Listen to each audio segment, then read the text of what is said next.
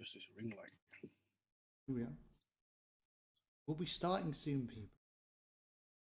In a sec. Nice.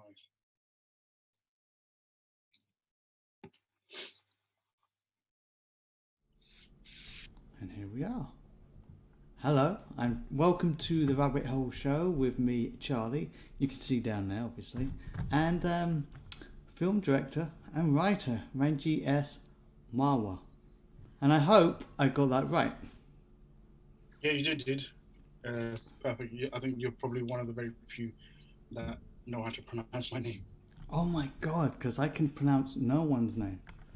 So this has to be an honor. So, It's a because obviously I'm Asian, so most of us Asians have really weird names and very hard to pronounce. where does that name come from? Has Ranji it got another meaning? Yeah, Ranji is actually in Sikh history. Ranji was actually one of our his name is Maharaja Ranjeet Singh, and he was one of the top people, and his name means conqueror of battle. So I'm very fortunate to have that name. You are the conqueror of battles when it comes to film, aren't you? You're still plugging away now. I remember years ago I worked on a film with you. It was a Stephen. I think it was the first one I worked on with you. It was Stephen King's. It was a Stephen King short film. Yeah, it was called The Man Who Loved Flowers. And, yeah. I think we knew each other prior to that. I can't remember, or we'd met during that period. Yeah. But yeah, we've known each other for a very long time. I know, but how do you see yourself then to now? Do you think you've improved quite a bit, obviously? Well, if I didn't improve, then it'd be pointless me doing this. Yeah, I mean, you wouldn't be here now. I wouldn't be here now, man. No. I wouldn't be on your podcast, man. No. But yeah, no. If obviously I'm not getting better and I'm not improving, then something's wrong. So I have to continually push myself, and I feel like, not that I need to so much now, but I always feel like I need to prove myself. So I think the constant working and constantly making projects, developing stuff in the background, stuff that people don't know about, stuff that's in the pipeline is an ever-growing thing for me. Just because where I want to be, I'm nowhere close to it. But I know that if I have to just kind of be honest with myself, I know that I have achieved quite a lot, but I'm still not where I need to be. What would you say you've achieved the most? What have you got better at since those days? Well, because you started all the way in 2010, didn't you? 2010, roughly. Yeah, and I think I kind of made some kind of noise when I got the contract with Stephen King, and that's kind of when I got a little bit of recognition. And then I just worked over the years, and then 2 years later I got my first gig directing a TV movie. Then I got an option to do the second one the following year, and then they wanted me to do a third, and then I was like, I need a break to do something else. And then the following year I did the third one. So I made a trilogy of vengeance movies for a TV station, and that kind of helped propel my career a little. And then I was given an opportunity to direct a documentary about organ trafficking in India, and that was produced by Bruce Payne, who, I don't know if anybody's familiar with Bruce Payne, but Bruce Payne is a veteran Hollywood actor, and he appeared in a lot of the movies in the 90s, early 2000s, and he's still doing a lot of things now. But during that era of movies, he was always the villain and stuff, and I think he's known for playing Charles Rain in the Wesley Snipes movie Passenger 57 as the main villain. Oh, okay. So I'm very good friends with him. Actually, we spoke the other day, so I know that me and him have something kind of in the background brewing. So I have a meeting with him tomorrow regarding a project and just a general catch up anyway. But yeah, it's been a good journey, man. It's been a very good journey. It's been a very hard journey, super amount of struggling, and stressing, and due to that, I have many white hairs in my beard, which you probably can't tell on the camera, but I have many white hairs. He dyes his beard, by the way. You know what? Even if I had white hair, I don't think I'd ever dye it, man. I think I would just leave it. Just embrace getting. You know old. what? Embrace the grey, because it works with Yeah. certain people.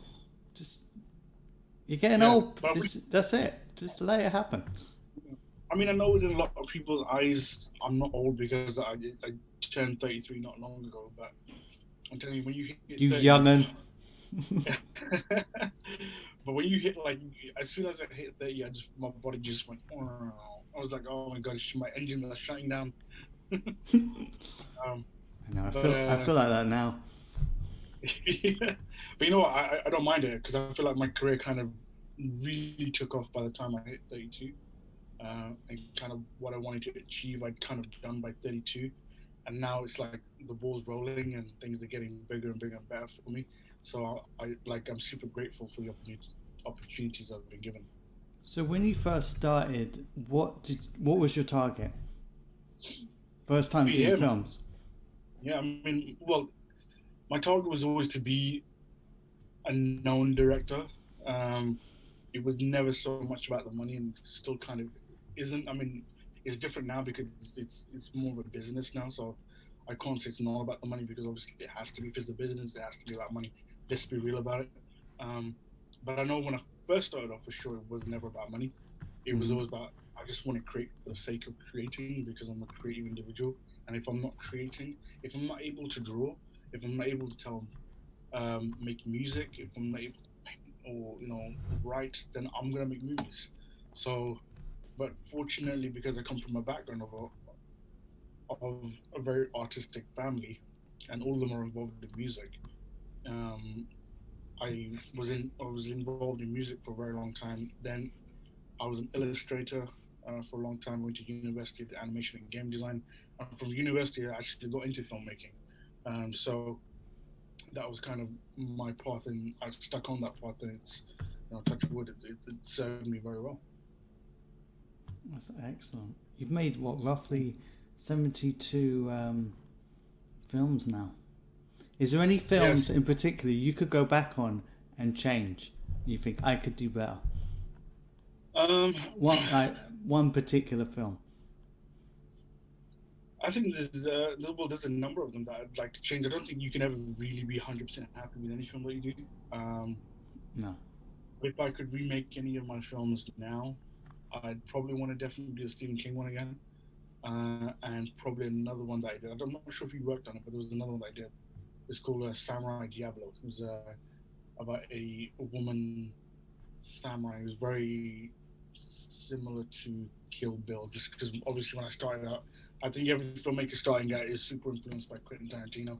So for me, that movie was influenced by Kill Bill. But you don't have any feet in your films. No feet. No feet. I'm not a fetishist like Tarantino. But yeah, I mean, though I think probably those two, Samurai Diablo and The Man Who Loved Flowers. I think I'd like to, if I ever had a chance, I'd like to remake those into a full-fledged feature film. There's on another podcast or interview, someone's said what three characters you were like. What would you explain you? But I'm going to go with film this time. What three films that influence, like, are you? What targets you in particular? What makes Ranjeet? Well, I think because my taste and variation in film has changed over the years. I think it's kind of hard to nail down three. I mean, I can give you probably top 5 of my films, which are kind of like my kind of what got me into film, and I kind of want to aspire to be like. But I think to categorize it as these 3 films are me, I think it is a little hard. But I think but if I was to give you the films that I aspire to be like, I think it would be a little easier. Are you okay for me to do that? I suppose. Go on. Why not? So The Night Comes For Us, directed by Timo Janto. That is a action martial arts movie, Indonesian one. I saw that and it was like nothing I'd ever seen before. I think that movie is definitely one. Um, The Raid is another one. The Raid is a super great movie, like, and because of that, it kind of changed the trajectory of my career in the way I'm heading with movies now. Mm-hmm. I'd have to say I have to give a Tarantino one. I probably said Pulp Fiction. That was one that kind of always stayed with me. I knew that script inside out. I could recite the whole movie. That was one that was super inspirational to me. Number four, probably Apocalypse Now. That one, I had a feeling it was one that as well. yeah. I couldn't tell.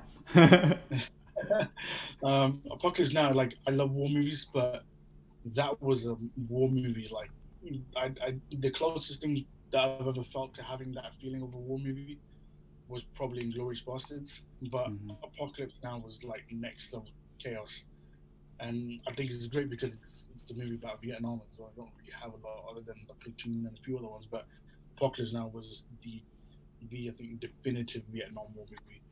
And fifth one, I'll just shout on the top of my head. I'll give you an old school one. I think the very first martial arts movie that I saw, probably the first Jackie Chan one I ever saw, which was Rumble in the Bronx. That one, I remember one of the scenes so vividly, and that was kind of like wow. And that was my first ever experience with Jackie Chan, Rumble in the Bronx. So those are my five kind of movies that put me where I am now, if you want to say. So, were you always into like directing or film in general when you were young? When did it all like sort of begin for you? I actually thought about it the other day. I mean, You've probably when been I, told a million times of, but now I'm talking about now. Yeah. yeah, now, yeah, I think looking at it now, I think I think I was, if you want to call it destiny, I was always kind of destined to do this, Mm-hmm. just kind of the way everything panned out. Because I'm a natural storyteller. I think human beings in general are just storytellers. Um, some people like to talk a lot. Some people like to write a lot. Some people like to shoot movies, and I've kind of, I think I've fallen into bits of me has fallen into like those three brackets, A hybrid. and yeah, like yeah, a kind of hybrid of all three. I remember at the age of 11, I wrote my first script, unknowing that I was writing a script, and this could be a thing.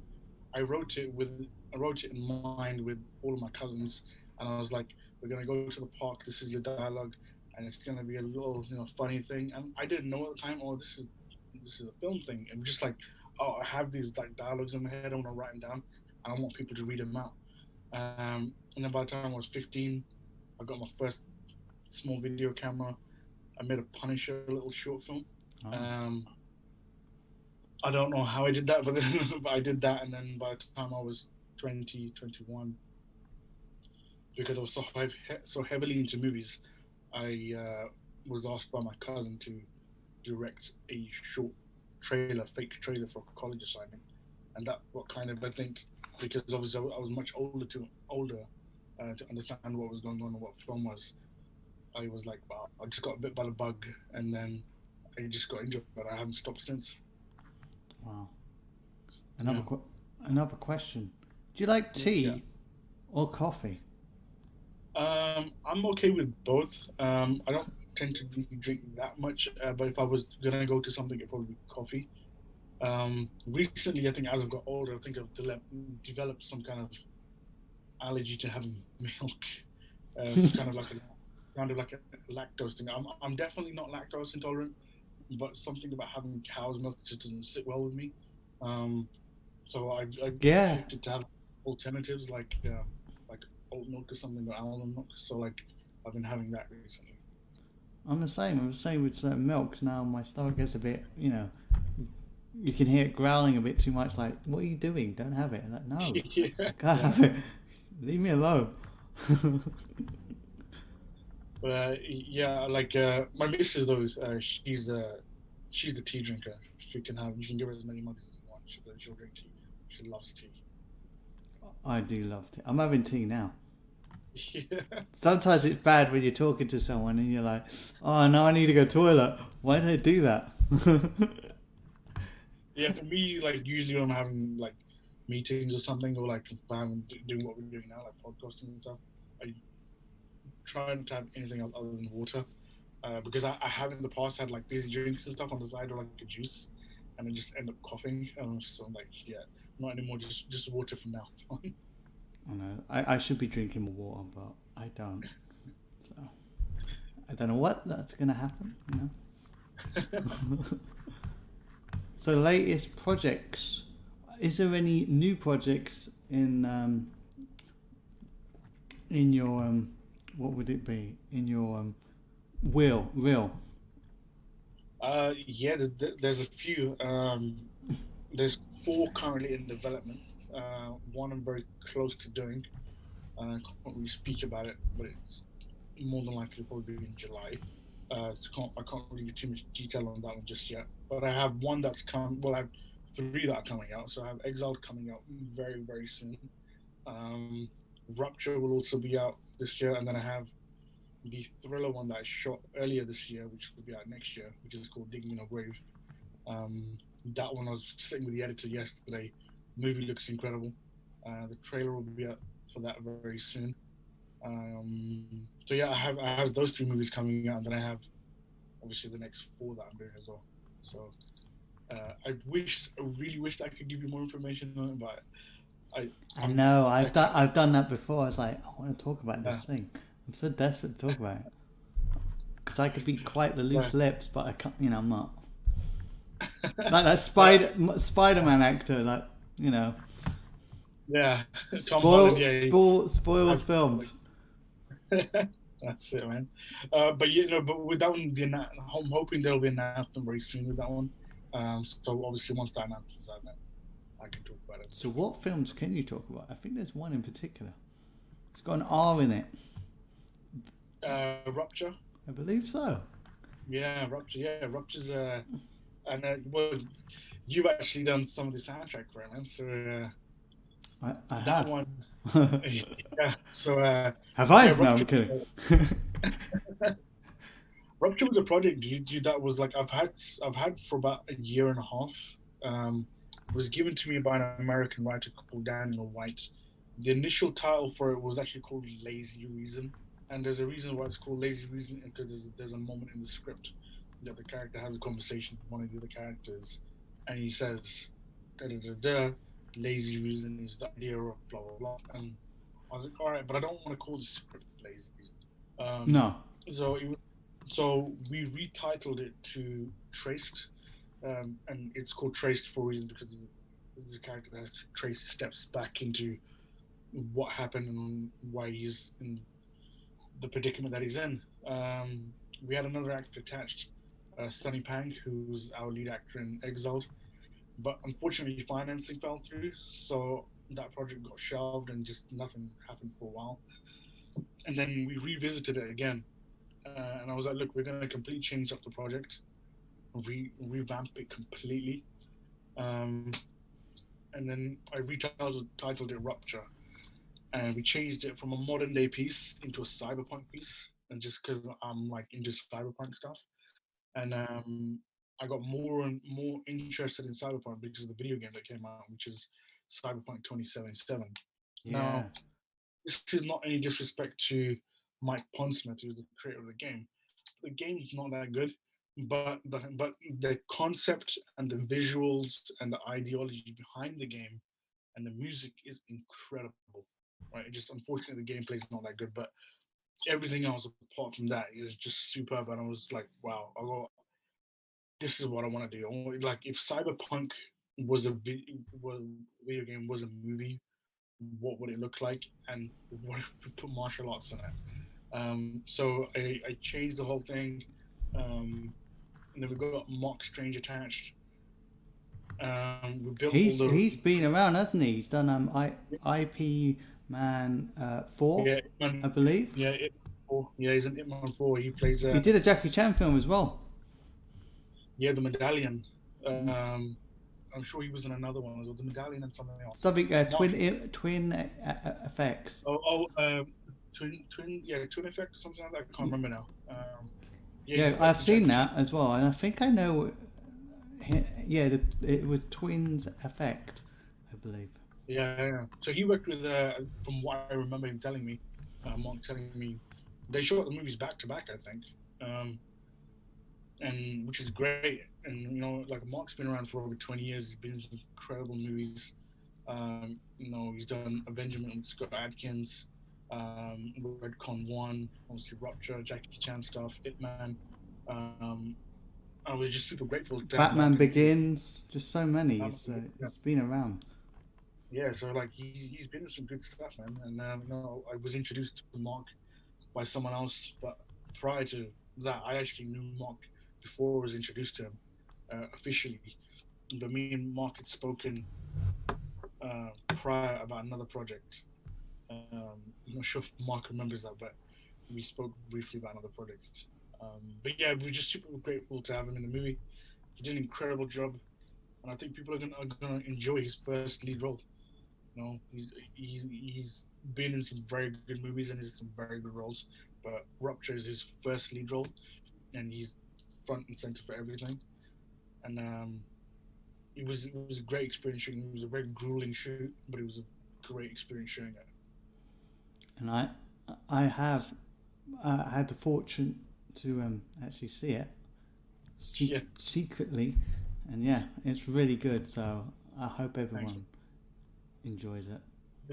The version that you saw was actually not the completed version. We've got another. We've got. I think we've done two more versions after the version you saw. So, May I do uh, this? yeah. So we added some more VFX into the movie. We changed a few things. We just kind of amped up a few more things, and I think where we are now, I think Because everyone's happy with the version I had was completely stripped, like it was naked, wasn't it. it? It was. Look. I know we're It joking was about that, cold. It needed clothes. but I'm hoping the audience liked the movie. I mean, we put a lot of effort into making that movie. Every single crew member that was on that movie put a lot of effort into it. All the actors, the fight guys, the stunt guys, um, the guys just delivering dialogue in general. Everyone put a lot of work into it because it was a movie that's, as far as I'm aware, there's not a movie like this. Other than, I mean, you have Ghost in the Shell, you have Blade Runner and stuff, and they're action movies with cyberpunk elements. But there's not a, but as far as I'm aware, like I said, there's not a martial arts cyberpunk movie. Um, I believe, I may be wrong, but I believe we are the first. So anybody's just gonna copy our movie, just remember Rupture was the first one. Yeah, I'm just showing people some pictures of the film as well, behind the scenes as well. Yeah, I know that there's going to be a lot of copycat movies out there. I mean, that was something that the producers and I spoke about. We knew that there was going to be, and we wasn't wrong because there is a movie coming out. I won't mention the name, but there is another movie coming out which is very similar to ours. And the funny thing is, one of the villains in Rupture is actually in that movie. So, um, you know, we were aware when we were making the movie that it was going to happen. I mean, it's okay. I mean, I think everybody's kind of guilty of copying everybody else. It's not an issue, but there's always one original. Okay. Is there one movie that you're so happy about? Like you're glad you've completed it, and you're desperate to show people. Is it this film or is it another one in particular, or a number Uh, of films? if I was going to be completely honest with you, I don't think, like I mentioned before, I don't think anyone as a creative, I don't think anyone's super like 100% happy with anything they do, Eight and it could percent. be the, Something.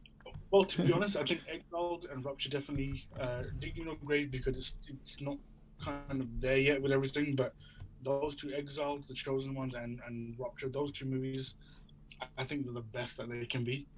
Um, Yeah. a lot of hard work's been put into it. Um, I'm very happy with both movies.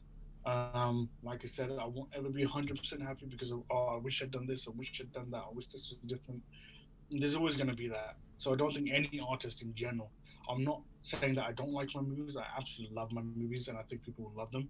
Um, but as an artist, who's going to be super honest and just real. And anybody that says I'm 100% happy with whatever art that they do, can I swear on here? I'm Yeah. allowed to swear on here. Cool. Right. Anybody that says I'm 100% happy with my creative endeavor is full of shit, because You can't say that word. I'm kidding. dude, like I don't believe that for a second, that you can be 100% happy with everything, because there's always going to be something that I know I'm not with my stuff, my music. I'm like, I nope, think nope. dude, I think it's just an artist's. We're our worst critic, aren't we? Ourselves. Yeah. I think it's the bane of every artist's life. But I suppose it's good. It pushes you on again and brings out your creativeness. I think you can be very creative that way. Yeah, of course, and that's the thing, because you have to push yourself. I mean, if I go through all the movies I've done, I've obviously got better. I have to, in order to be where I am today. And there's a clear difference. I've never been happy with the last thing that I've done, and I've kept changing and adapting and hopefully becoming better. And that's the reason I've been given these three massive films to do, with Exile, Rupture, and Dig Me No Grave. I mean, they're not small budget movies. They're big budget movies, and because of those three, I've been fortunate to be able to do the one in July, which I can't talk about. But it's, you have to just be honest with yourself. Are you ever going to be super happy with anything you do? You can be very happy, but I don't think you can be super happy like a mega pint. But Because you want a bigger pint after that, don't you? Yeah. But in all honesty, and I'll stop waffling now, but I think in all honesty, the movies are great and people are going to love them. But just me as a creative, I can see where I could have done better with some stuff. But yeah, the movies, like, I could sell you these movies and be like, this is why you need to watch it. But I know for a fact people are going to love all three movies. Well, I think you're doing an excellent job, and there's only one more question I want to ask you. And where do you see yourself in the future? Let's face it, you're going to go to the Oscars, aren't you? Dude, for me, you got to aim big. I say, aim big. Yeah, dude, even if you don't make it, just aim for it. Dude, for me, it's always aiming big. But I think anybody that knows me personally knows that I'm not really into awards. Are they great? Yeah, and you'll be recognized for your work. That's great. But I'm not here for the awards. No, I'm not talking about you're here for the awards, but that is the big sort of stepping stone. Yeah, I mean, Oscars is like, it's the peak, and you can't get any higher than the Oscars. But I mean, aiming for that kind of perfection, I think it'd be great. I mean, I have done in the past. I mean, we entered for the Oscars with my documentary, The Boy Who Never Came Home, and I got very, very close. So, for that, I'm super thankful, and it kind of, that changed the trajectory of my career, definitely, because that movie came out in the theaters in LA, and it was the first time one of my pieces have ever been shown in the theater in the States, and it was a very humbling experience, especially because the documentary was based on a true story about something that actually happened in the 70s, and it's a project that's very close to my heart and will forever be.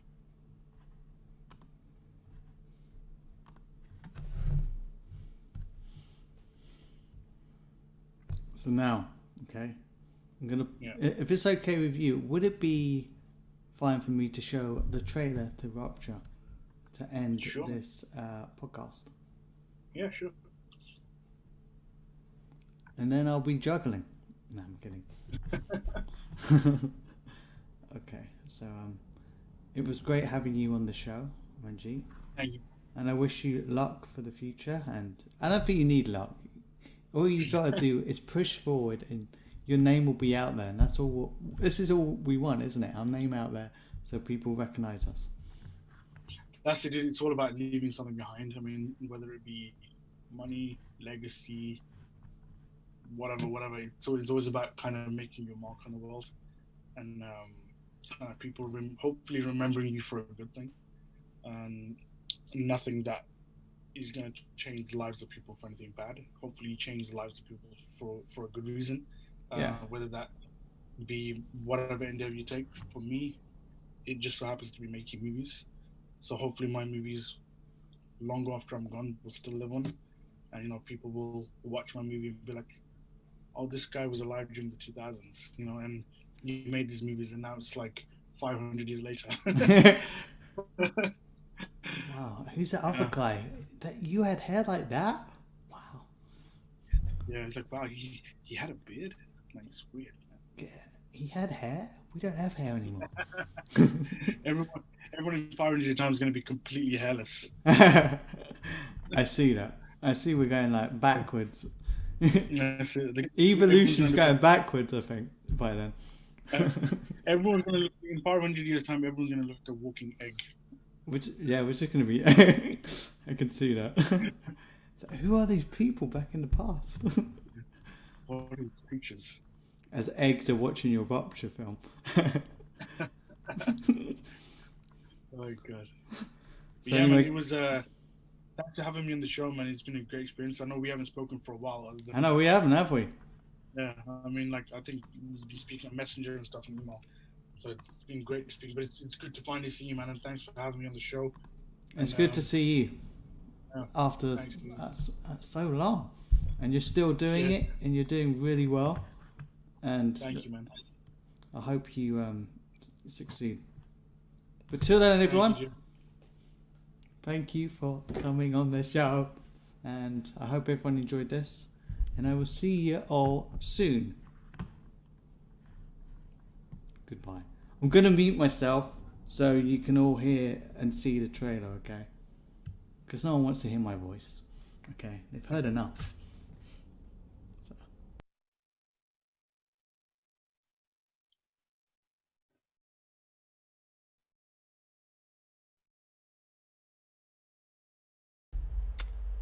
So, how much was I worth? You know what happened to the last piece of shit who thought it was alright to bring a gun into my place?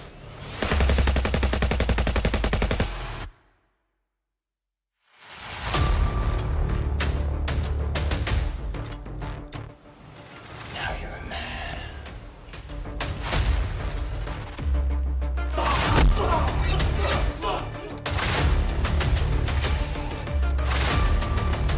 Do you think I plan to end up in this piece of fucking shit prison for the next 3 years?